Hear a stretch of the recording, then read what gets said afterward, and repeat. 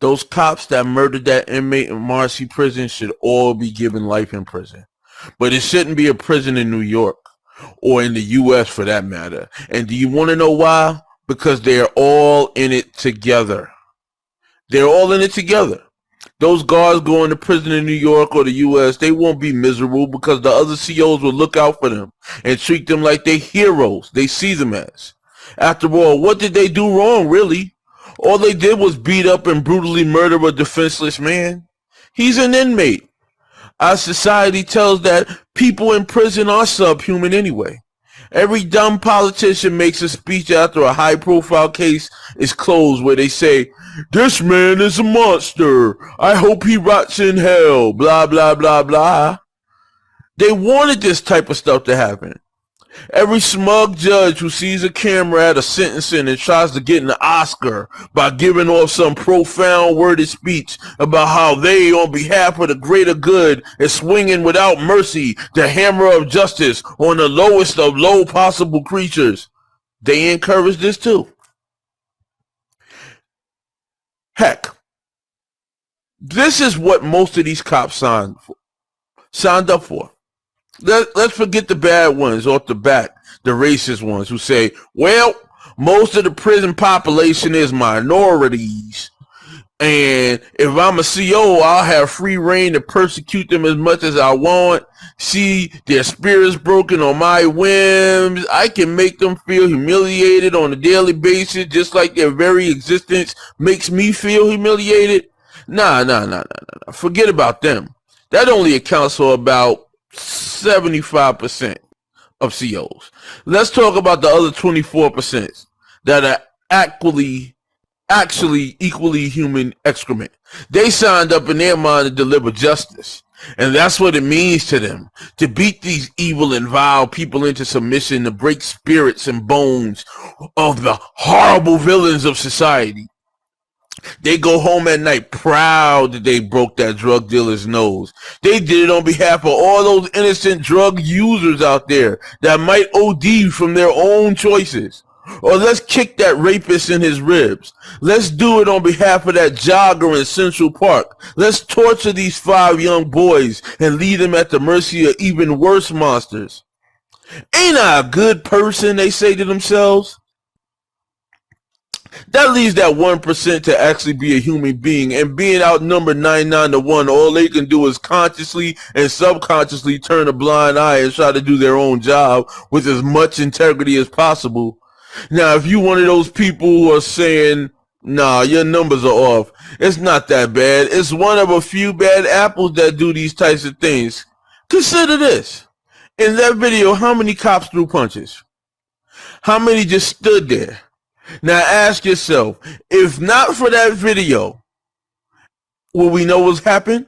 How many things are happening that's not in that video? There you go. You see, in the barren wastelands of the prison system, inmates can pretty much do whatever they want to do as long as the cops let them do it. And the cops can do whatever they want to do because there's nobody checking on them. You know, most of the prisons in New York State, specifically upstate New York, and most of those prisons, they have little rinky-dink towns built around them where everybody works at or works in some way dependent on that prison. They're all a bunch of little ugly, broke hicks that grew up together. Their fathers worked in their prisons. Their grandfathers worked in that prison. All them little empty, broke towns work at that prison together. Family after family, generation after generation.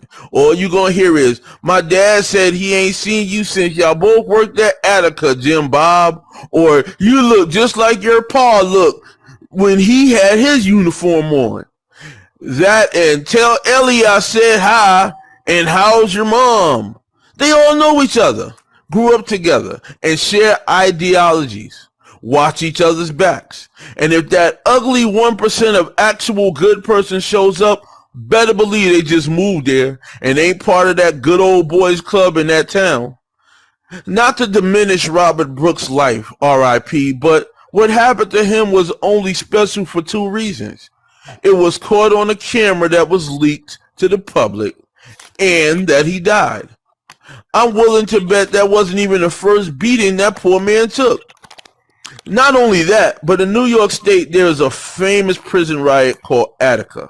You ever seen in the movies, Attica, Attica? And the only thing that came from that, after the people protested the very same kind of treatment, a grievance system was born. One of the dumbest things ever. Basically, inmates file a report directly with the state about mistreatment. The state then tells the jail to investigate itself. The jail says, nope, nothing happened here, nothing to see here, and the state says, okay. Then the state tells the inmate, sorry, your report was not provable because you do not have access to resources like a camera and a forensic lab. So therefore, the abuse you claim actually never happened. Then when the smoke clears, the officers who are mad that you even tried to tell on their abuse become even more abusive. Then even more of their friends jump in on it. They move you to another jail but attach a little message with you. This guy writes grievances. So now those officers in the new jail who are all in the same fraternity, if not literal relatives of the ones in the old jail, start singling you out too. So now your grief becomes singled out, and you grieve becoming singled out, and then the same process starts over and over again. You know, even though the Shawshank Redemption was fictional, their portrayal of COs was completely accurate. Completely accurate. The good ones will help you most by telling you to avoid the bad ones. And the bad ones, well, they are everywhere. This is just the physical beatings. The mental abuse is, and other tortures are even worse. I was once denied blood pressure medicine. I could have died. I saw them put ice cream on a cart just out of reach of a mentally ill inmate who was sweltering in a hot cell. Then they took the picture of they took a piece of paper and drew a picture of a happy face over the ice cream.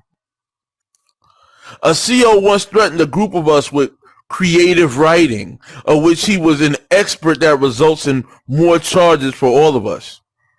I believed him because the CO that denied my blood pressure medicine, that's exactly what he did. Of course, I went in front of his boss to prove my case, who was probably his cousin or something, and boom, it's meaningless. Meaningless hoop jumping. It's the type of game that they play to make you essentially cry yourself to sleep, while no real change of any kind takes place. Ask yourself, as this plays out, why aren't all of those people already charged? If a civilian is on tape attacking another civilian, they would already have been charged. Then the charges would be upgraded as needed. But nope, never forget that COs, cops, and DAs all fall under the same part of the system of control that they euphemistically call law enforcement, regardless of how they like to behave in front of cameras. The only punishment they will face will not be for this young man's life, but it will be for the threatening the one thing they care about, their political positions and power. At the end of the day, right now, I'm kind of saying, well, they're under scrutiny, so maybe that behavior is on hold. But I doubt it'll stay on hold, because there's no motivation to keep it on hold. It's no motivation for the system to change, because the system is doing exactly what it's designed to do. Never forget that.